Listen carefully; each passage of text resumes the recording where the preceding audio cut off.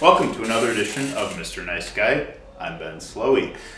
Today joining me, we have the wonderful Mr. Tyler Stefanski, who hosts the Monday open mic at Up and Under Pub on Brady Street, and he is a bassist for the improvisational funk band / the house band there, Honey on the Biscuit. How you doing, man? Thanks for being on the show. Thanks for having me. Yeah. What'd you do today? Well, I went and worked my shitty day job. Right. Tell us what that is. I drive a truck for an electrical supply company. It's just driving around all over the place. I went as far as Watertown today and just driving around in a shitty beat up old truck. Yeah, I mean, that sounds a little mind-numbing. So it sounds like you could use a drink. Hell yeah. So We're going to drink my slightly modified drink of choice at the Up and Under. This is something that I like to think it was like an original idea, but it's not so much. Sure. We're drinking UV blue and lemonade. Legendary. Man, I'm about to feel 15 again. I like how you prefaced it with something even better than our original idea, which was Angry Orchard. Yeah, I would have grabbed the Angry Orchard, but I wasn't coming from my house. And who wants a warm Angry Orchard? Not me. I don't want an angry and hot orchard. Ooh. That just sounds grody. Yeah. I say modified because at the Up, this all started because I was working the door during the Harley 115th, and cheers. We had an outdoor bar. We were selling shots and beers, but the shots weren't selling good. They had all these Jolly Rancher shots. Oh yeah. And they sold them for $1, and nobody wanted any. So I was like, well, fuck it. Let's take the blue raspberry Jolly Rancher shots and mix it with lemonade. And it was the best drink I had all day. That does taste like a Jolly Rancher. Oh, hell yeah. Holy shit. Yeah, and the one I have at the Up, it's a special bottle mixed by Timber. He's been the bartender there for like well over 10 years. Mm-hmm. Like I've known Timber since I was sneaking in underage at that bar. Right, yeah. And he's been a bartender on Brady Street for 20 plus years. Yeah.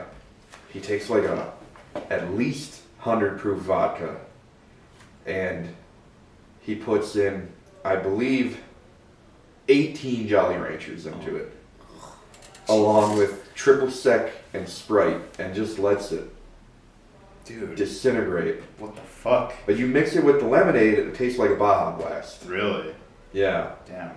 That sounds like a frat party's dream right there. Oh yeah, well, I don't drink anything that doesn't taste good. Yeah, no, that's fair. That's why I never invest in liquor. I'll drink liquor if it's provided for me. I'm not going to say no, but I mostly drink beer because I just love the taste, and it's readily available. Yeah, and it's crisp, but it's fucking painful to be taking shots of this 80 proof vodka or tequila, or it's I don't enjoy that. It just makes me recoil. Yeah, I'm not going to drink anything that I'm not enjoying.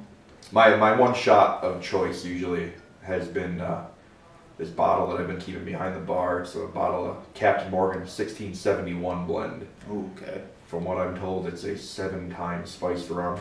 Wow. Has a finish like a Snickerdoodle cookie. Man, they got some real treats here at the Up and Under. That's an awful book treat. Yeah. It seems like they've got all these candied drinks there, but I'm here for it. Gotta hide the taste of strong, cheap liquor somehow. Yeah, right. So Tyler, what we talk about on Mr. Nice Guy, we talk about love and fear. I'm fascinated by how artists use, those two driving forces in life to express themselves, and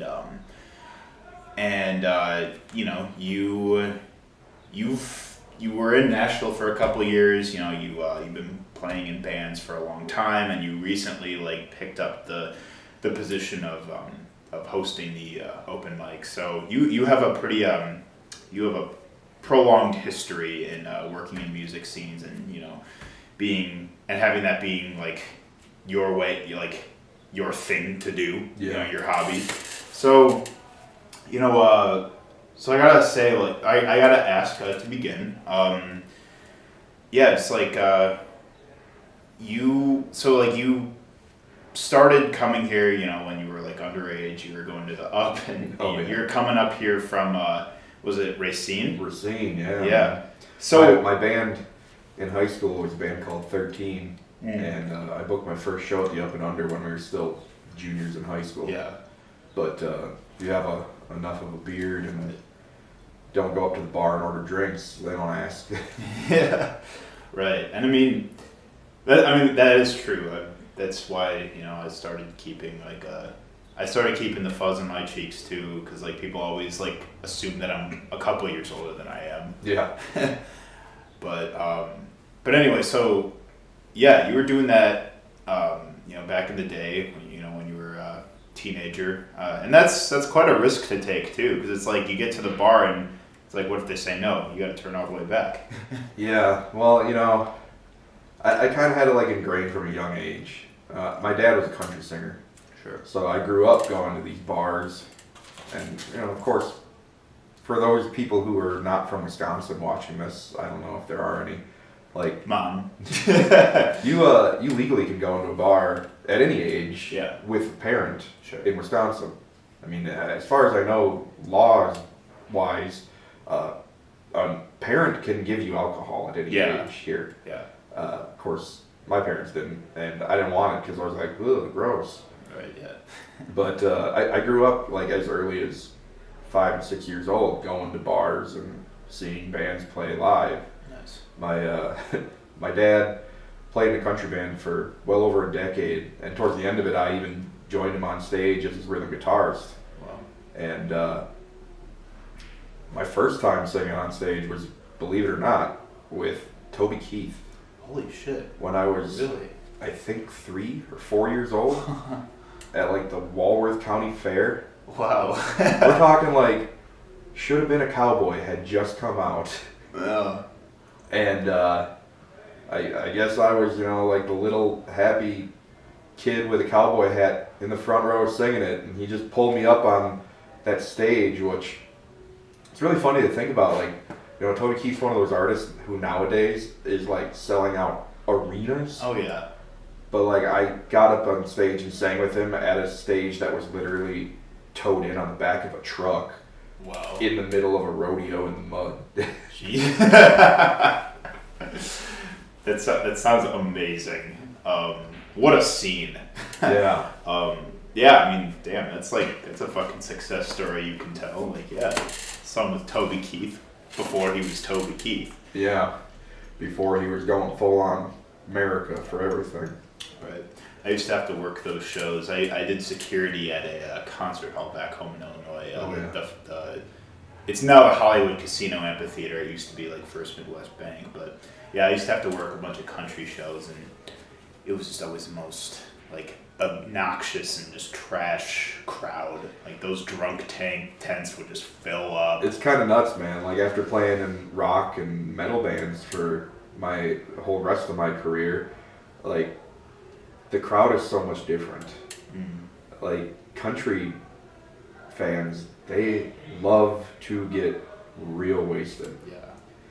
And rock crowds, people are scared of them because long hair and leather and spikes and stuff. But yeah, I'm gonna get hit. Everybody like kind of keeps to themselves and makes sure that nobody's falling down, pulling back up again. Like it's a good community. Yeah, totally. People kind of like look after each other and make sure that everyone's having a good time and everyone's safe. At least that's the impression I've gotten from the rock shows that I've been out in Milwaukee. But so where in your life did you?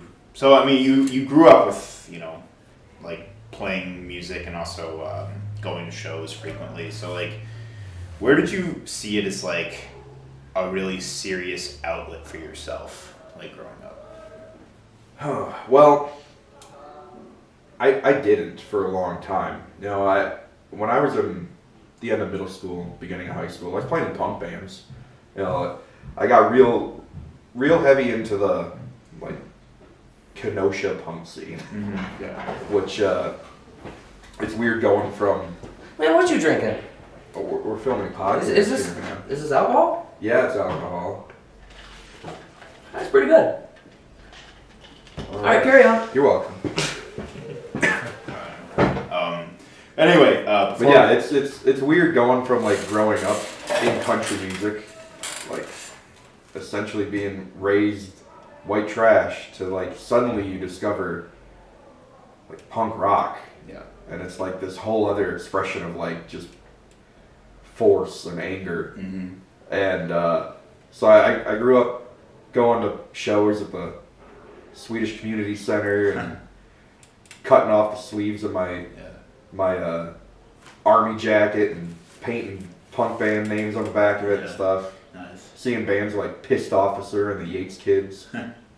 And so I started doing that, and then my parents decided like, all right, let's get you bass lessons if you actually really want to play. Mm-hmm. So I took bass lessons and then completely put down bass for years and became just a guitarist. Yeah, sure. Yeah, so where was I going with this? My band in high school was a band called 13. Yeah. Because we were just surrounded by bad luck all the time. Interesting. And that's the band that I first played at the Up and Under with. Oh wow. Yeah. That place really holds a special place in your heart. Yeah. Yeah. He really derailed my whole train of thought. Like I was going somewhere with that. Yeah. Man. Well, it was. I mean, it made for good content, right? Yeah. But no, I know what you mean though. So you. Oh, I know where I was going with it. Sure. So I didn't actually ever really see music as one of those things where it's like, oh, this is what I can do and like be successful with it. I saw it as like this is what I'm good at. I have to do this. Mm-hmm. And of course, like I've worked all kinds of jobs and things like that, but nothing compares to getting up on a stage in front of people and entertaining. Not even getting in a truck at 6 a.m. I mean, it's a close competitor. Shit, dude. Yeah. I'll say. No, sure. No, that is dope, and I think that a key thing you said is that like, you know, I have to. Like this is me.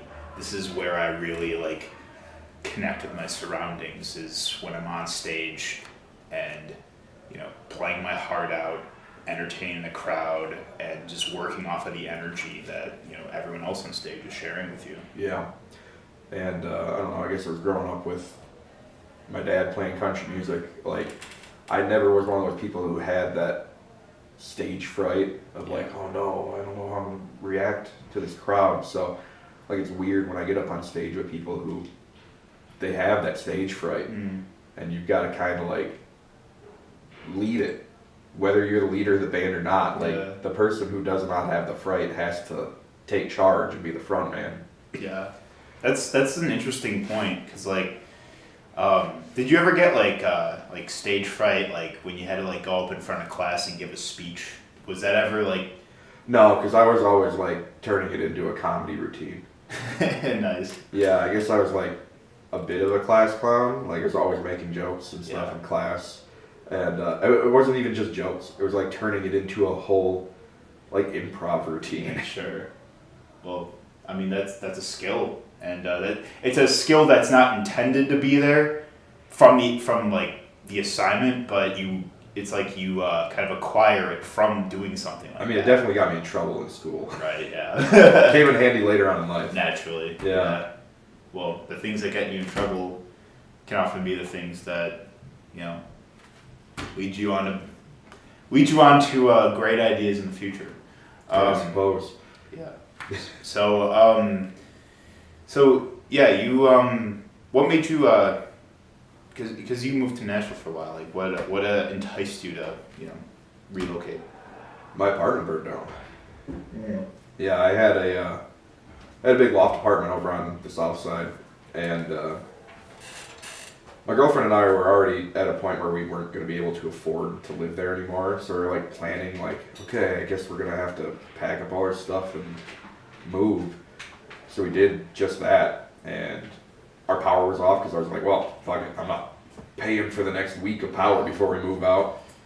So we went to go sign stuff over to the manager, and she's like, all right, well, I'm going to go turn your power back on. Oops, somebody had knocked a cardboard box onto the top of the stove and turned it on, and it started a fire. Jeez.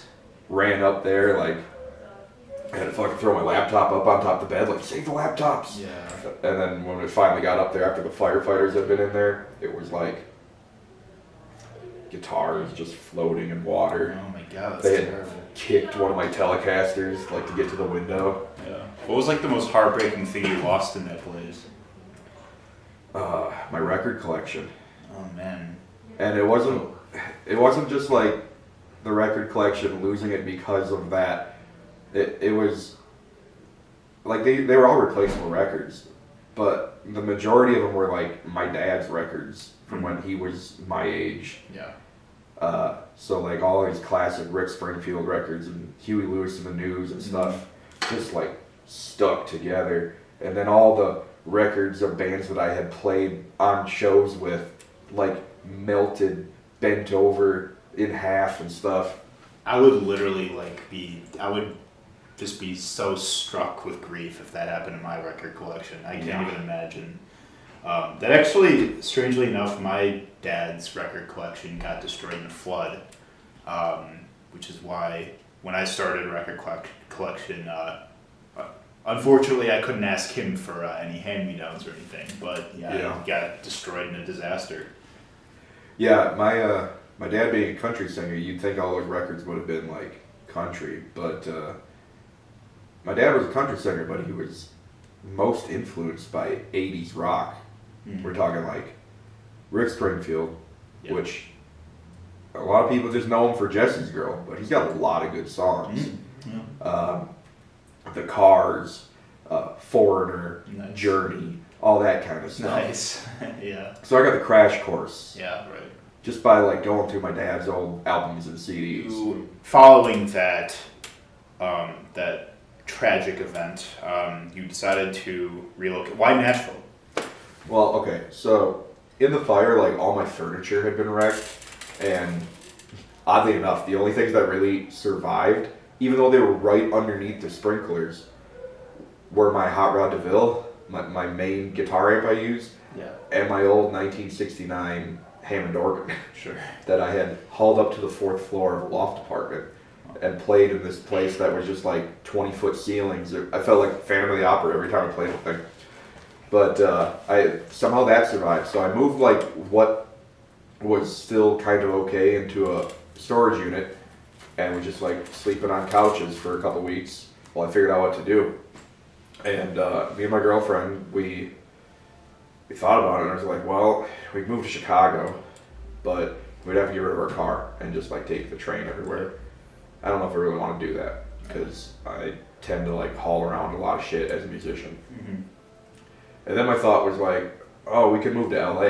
I mean, I've always wanted to, and I've never been there. Right. But then I thought like, oh wait, we could go to Nashville because like I've been there enough with my parents, and I know the place like the back of my hand, or so I thought. And I just decided like, well, fuck it, I'll just start applying for jobs there. And I got a job, and we moved down there. Nice. And yeah, it was different because all my experience growing up going to Nashville was pre-flood. Because in 2010, Nashville had this giant flood where most of the city was like underwater. Mm-hmm. And after that happened, a bunch of developers from like California and stuff came in and just changed everything, turned everything into like strip malls and like food places that were from the West Coast. Yeah. Like, Interesting. yeah, it's strange, but I mean, still, I knew how to get around there, and I knew like generally interesting places to go to. Of course, the year I moved down there, Printer's Alley closed down, so like all the cool little secret spots Yeah. went away. Yeah. And then everybody started moving there because of the TV show Nashville. Right. Yeah, place just can't handle the amount of people that are living there now. I believe it. Yeah. I remember you were telling me a little bit about that when you first mentioned that you were living down there, and you also mentioned that just the musicians work tirelessly down there, like playing multiple gigs in one day. Yeah, from my experience down there, musicians aren't doing it because they have to play music and they love to play music. They're doing it because it's a good money maker as long as you're playing covers. Yeah. Yeah, when I was down there, I experienced a little bit of the Broadway circuit, which the way it kind of works is there are bands, but there's also just groups of musicians who get booked to play at one of the many, many venues down this one road where all the bars are. Mm-hmm. And they have live music from 10 a.m. until bar close every night. Yeah. So you might jump on with a band at one end of the street and play for 4 hours, and then haul your stuff to the other end of the street, play for another 4 hours with a different group of people. Mm-hmm. And then if you're really feeling it, you go down 2nd Street to one of the off-Broadway bars and play for another 2 or 4 hours. But it kind of works everybody knows the same 300 to 400 songs just off the top of their head. Right. And then there's this sort of unwritten rule in Nashville that you have to play any song for $20. If somebody tips you $20, you have to figure out how to play that song and play it. Yeah. So I've heard everything from a country band doing Britney Spears to a punk band doing Forgot About Dre. All the same night. Wow. Tim, that's quite a mix there. Yeah. It is always interesting to see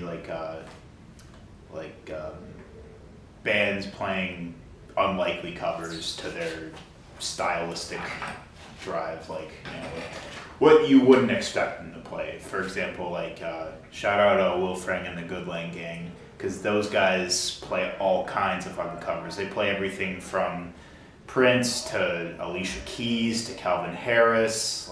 Man, the other night, Will Frang came out to the Up and Under with me. Yeah. And we did the most different version of Wonderful Tonight by Eric Clapton. Nice. It was not even the same song. It was wow, this is a better song now. Wow.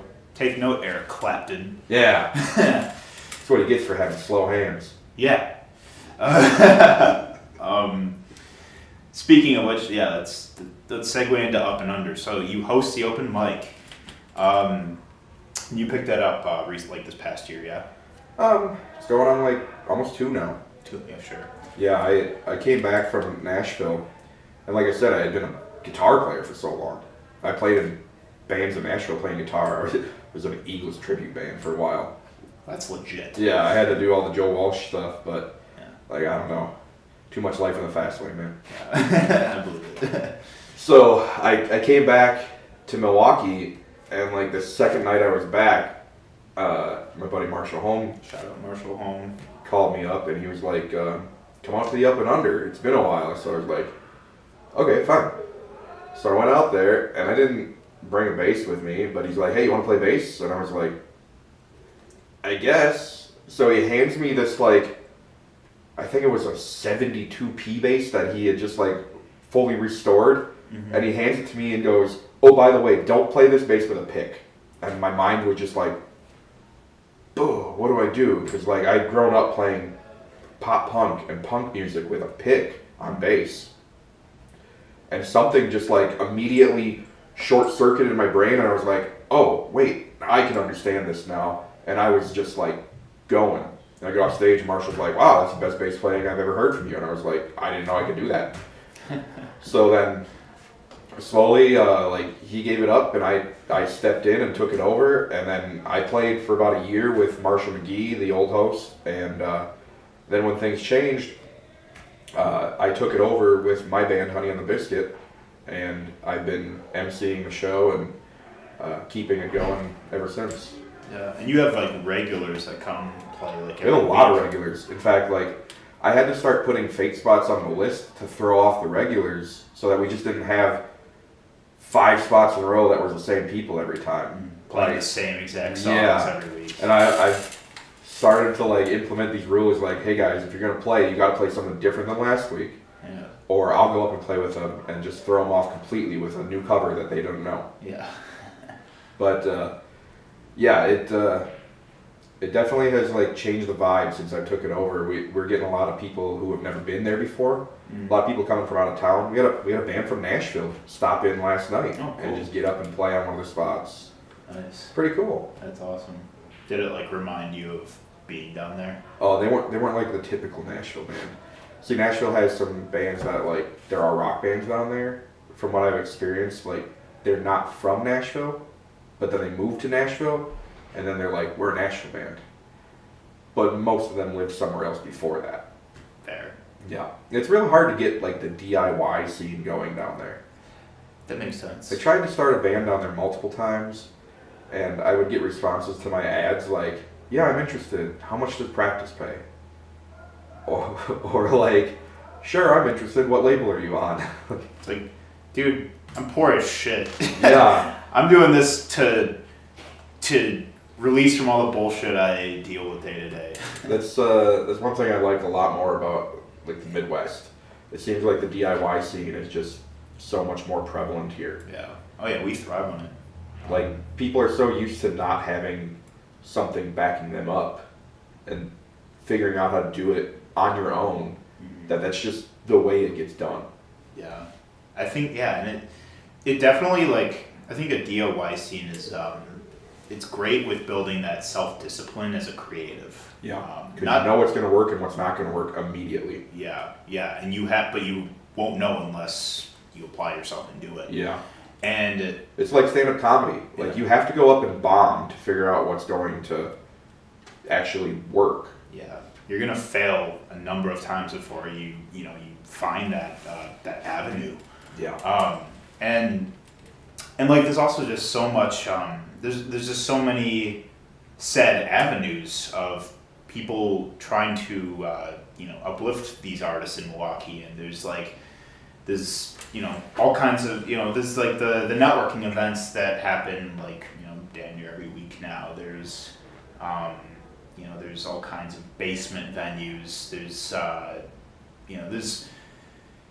just so many ways that our like Milwaukee's market just supports one another and looks after another and just wants each other to be successful because we are all in this together. It's a common goal to be trying to prove ourselves in this scene, and that's why like I'm really grateful to be involved in this scene because like you just meet somebody really humble and just also just really caring individuals that genuinely care about what you do. Yeah.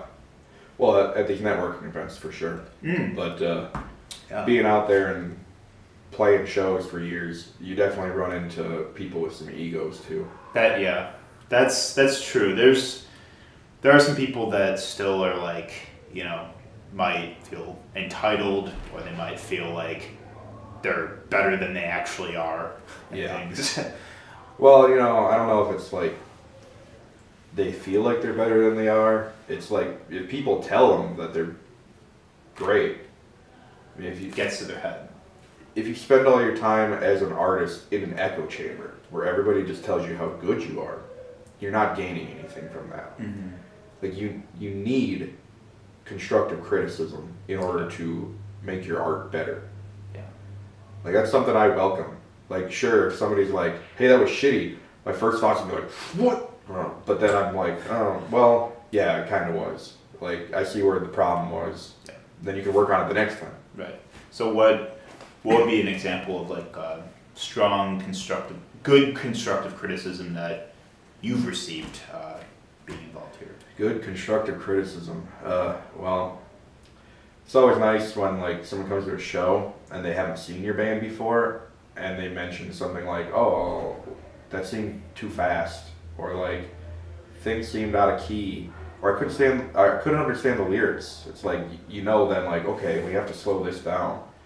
For years, and I think it's because like me and my friends grew up around punk rock, which is just like fast and loud. A lot of musicians I played with have a tendency to rush, like go very fast. Mm-hmm. But you don't realize you're going fast once you're getting really into it. It's only when you look back at the video or something like that where you're like, wow, we were going really fast. Yeah. But like it's good to have an outside source come to you and be like, hey, that was kind of fast. Rather than somebody be like, yeah, that was cool. And then later on go to their friends like, yeah, well, they're fast. Yeah. Yeah, no, for sure.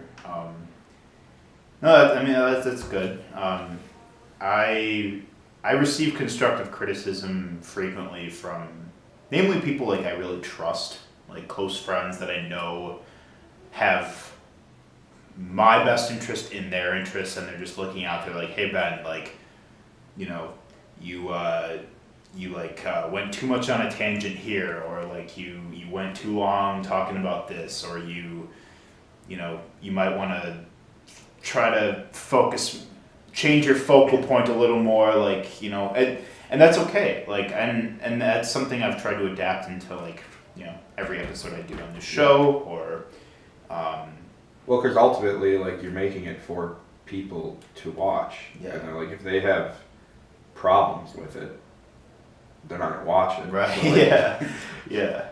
It's like there's some times where you have to just like look at your art and be like, am I making this for me, or am I making this for people to enjoy? And you kind of have to like figure out where that happy medium is. Yeah, because it's important, because you need both. Yeah. And like, and that's why it's also it's reassuring to have people like that in your corner that are gonna tell you like, do this differently next time, or like, because it's like they see it in you. They know that you can do better. They know that you're capable of, finding that potential. Yeah. But, you sort of going back to just the whole DIY ethic. It's like it's trial and error. You're not gonna succeed right away. You need to do this or You that. need to go up there and eat shit once in a while. Oh yeah. Oh, I've You learn from mistakes a lot more than you learn from like succeeding. I've eaten plenty of shit. Oh yeah. I've dined on shit. Yeah, I've eaten some of Milwaukee's finest shit. Yes, I can recommend some great shit places. Yeah. So where do you want to take Up and Unders Open Mic? Because I know that it's been explosively becoming more popular in the last couple of months. You've been having people pouring out of the bar. What do you like? What's your ultimate goal you want to accomplish for the sake of the event? I mean, ideally, I want to expand it as much as possible, but like, there is a constraint of like how much it can physically handle. Yeah. I mean, we're working on a stage that is kind of hodgepodge together of all gear that's been used for a decade by touring bands every weekend, and you never know what you're gonna get when you walk in there. Like, sometimes you walk in and every channel on the snake has been switched around to a different channel on the board. Yeah. Or sometimes we walk in there and every single wire in the whole place has been tangled into one ball. Damn. So, like, sometimes the hardware itself is like restricting, but I mean, it's like working with an old computer. Mm-hmm. Like, you can only go as far as the hardware will take you, and then you have to figure out ways to get around that. Yeah. So, some things that I'm trying to do are like, we have a lot of acoustic artists come in, which, I mean, people like the acoustic artists. Mm-hmm. But then we also have electric artists and full bands come in. Yeah. And my thought is, I don't want to separate them, but I want to eventually make like specifically an acoustic jam night, and then specifically an electric jam night. Sure. Maybe we'll switch it up on occasion. Yeah. Like throughout the summer, as we get more people coming in, I'm gonna try some new ideas. Yeah. And from experience, the best way to try these new ideas is just like do it. Yeah, absolutely. I agree. And we also like, even, for example, the High Five Top 5 show that occurred about a month ago now, like, there was such a mix of genres that were kind of mixed in like the different performers. Like, there were a series of hip hop artists, and then there was a full band, and then there was an R&B singer with a full backing band. Mm-hmm. And we had DJs, we had acoustic artists at the beginning. that was like it is difficult to have the different sounds and styles will attract different crowds. Yeah. It's like it's difficult to accommodate everybody to like a full dynamic event when so many different ideas are As much as happening. people like to tell you, like, oh, I listen to all kinds of music, they're still going to gravitate to, like, the style that they like the best. Yeah. So, it is a little difficult to try to, like, sell that as an idea. Like, come see 7 different genres of music in one night. People go, oh, interesting, but they won't necessarily be like, all right, take my money. Yeah. Like it's hard when you just don't when like your idea of like how you want the night to look like is it's like if that's fluctuating so much and switching up the style, it's like you're like, okay, like what are we doing here? Like how am I like how am I supposed to match the energy of like every performer if it's all so different? Yeah. Yeah, it's definitely a challenge I run into every Monday night. I believe it. Especially when we get new people in and they put their name on the list and I have no idea what they're going to do. You might just have to be prepared for like, all right, go up there. What are we going to see? I mean, I have everything from fingerstyle acoustic guitars to hip-hop artists who bring their tracks and we plug it in. They sing along with them. To full bands that we just throw together by going on the list and being like, all right, this guy's a guitar player, this guy's a bass player, this is a drummer. Instead of having individual spots, we're going to put them all together and have them play together. That's my favorite thing to do. It's like doing a craft project with musicians. Like, you just throw it together and see what you're going to get for the end product. Yeah, because who the hell knows what to expect? And that's like something that I take from years ago when I first started going to open jams. Now, there's a difference between an open jam and an open mic. And I feel like a lot of people who haven't been to them don't know the difference. Yeah. Like an open mic, you sign up and you get your 15 minutes to do whatever you want. But an open jam, which is like what I cut my teeth on in Milwaukee when I came up here, was like you get up there and you put your name on the list, but you also put what instrument you play. And chances are you're going to be playing with people who you don't know, songs you've never played before, and it's up to you to know the modes and figure out how to follow along. Yeah. I mean, you might get as little as like key of A and then the start. It's like you're being thrown to the wolves in front of a crowd. And for years I thought like, wow, this is kind of like a pain. I don't know if I want to do this. But then looking back, I'm like, wow, I learned a lot. Yeah. I learned so much about music itself and how it works just from going to these jams. And 90% of the time, these are guys who are like 4 times my age up there playing music. Mm-hmm. You know, me just this high school age guy sneaking in the bars with a guitar in my hand and going and playing with like these blues legends who are coming up from Chicago to play some little tiny bar in Cudahy. Yeah, like how do you expect yourself to be in the league of what they're gonna do? It's like I can imagine that's really intimidating to someone who's not used to that. Yeah, it was one of those things where I just like, all right, I guess I have to do this now. Yeah. Like I said, like I never get the stage fright because I've always been in the situations. Yeah. I think part of the way it worked so well with the jam scene was that in high school I was in theater. I did a lot of improv and things like that. Sure. So like you just learn how to go with it. Mm-hmm. And whatever happens, happens. And you just gotta end then. Yeah.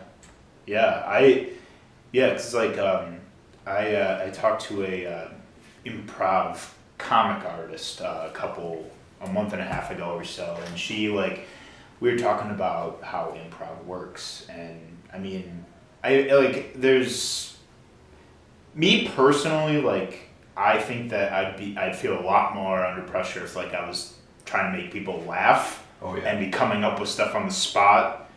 Rather than if I was coming up with music to play and hoping people would groove with it, because it's it's a lot more embarrassing when when you stumble on trying to make someone laugh and like you just look kind of like a total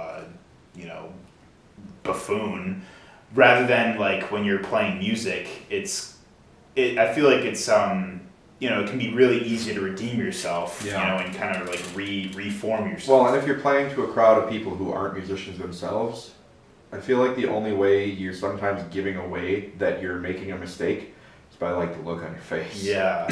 Yeah. Because, I mean, you can mess up a bunch of notes, but if you do it confidently and then cover it up, well, now you're just a freeform jazz musician. Yeah, totally. Yeah, true. And it's like that just kind of like it. Yeah, like that can just totally cover it up like so much easier. And like last night I saw this band Shoot Down the Moon. Oh yeah. Fantastic band. Played at Cactus last night, and there was one of their songs they